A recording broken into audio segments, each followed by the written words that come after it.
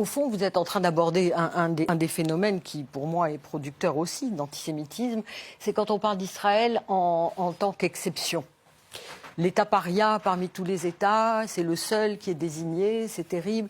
Alors moi, entrez sur le site de l'Union européenne à la rubrique sanctions de l'Union européenne.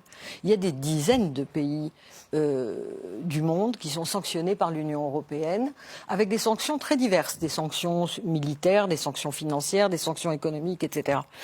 Alors là, pour le coup, il manque quelqu'un. Israël n'est pas sanctionné du tout par l'Union européenne. Là, par exemple, on a une forme d'exceptionnalité qu'on pourrait vous renvoyer. Donc, je crois qu'il faut aussi raison garder. Je comprends que on puisse être, quand on est juif, persuadé que la souveraineté nationale juive, unique, est quelque chose de fondamental. Les Juifs ont une histoire et je la connais. Il se trouve que je suis juive aussi, donc je sais que si j'ose dire, si j'ai juste envie d'évoquer mon père, je sais ce que ça signifiait pour mon père, le fait qu'il y ait quelque part dans le monde un État juif. Après la guerre, après la colonisation française, je sais ce que ça signifiait pour lui et je le comprenais.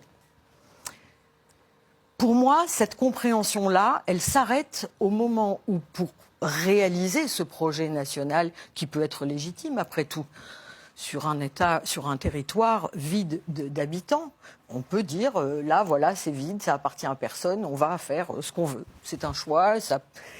Là où ça s'arrête pour moi, en tout cas, et pour sans doute beaucoup d'antisionistes comme moi, c'est quand pour faire ça, on s'en prend à un peuple qui n'a absolument rien à voir avec toute cette histoire juive et qui est progressivement écrasé depuis près d'un siècle dans le silence. Parce que tout ce que nous venons de dire ne fait que dessiner un énorme trou au milieu de ce studio, qui est ce qui se passe aujourd'hui.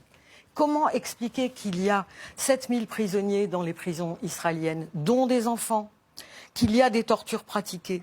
Comment expliquer qu'1,5 million de personnes vivent à Gaza, sous blocus, sous un siège scandaleux, avec, écoutez, j'ai à côté de moi MSF, monsieur MSF, avec aujourd'hui une eau qui n'est plus potable, avec...